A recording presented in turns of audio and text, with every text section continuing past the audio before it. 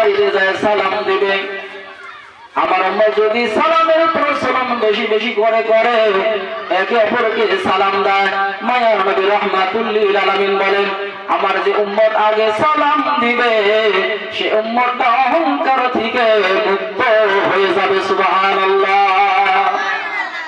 দয়াবান আল্লাহ তাআলা নবী বলেন, আমার উম্মত যদি সালাম দেয় মুসাফা করে উভয়ের হাত ছেড়ে দেওয়ার আগে আল্লাহ তাআলা ওই বান্দাদের উভয়ের সগীরা গুনাহ আল্লাহ মাফ করে দেবে। 2 নম্বর আমল হলো, আল্লাহর নবী বলেন যে উম্মতটা অধিক পরিমাণে মসজিদে আসবে, মসজিদের মধ্যে যার সম্পর্ক থাকবে, মসজিদে বারবার আসতে থাকবে, মসজিদকে নিজের ঠিকানা বানাবে।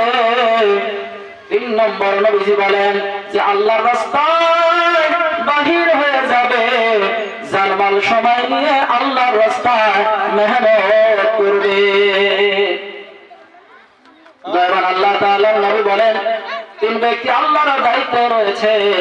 1 নম্বর হলো যে বাড়িতে যায় সালাম দিবে, 2 নম্বর যারা মসজিদে বেশি বেশি আসবে, 3 নম্বরে যারা আল্লাহর রাস্তায় বাহির হবে।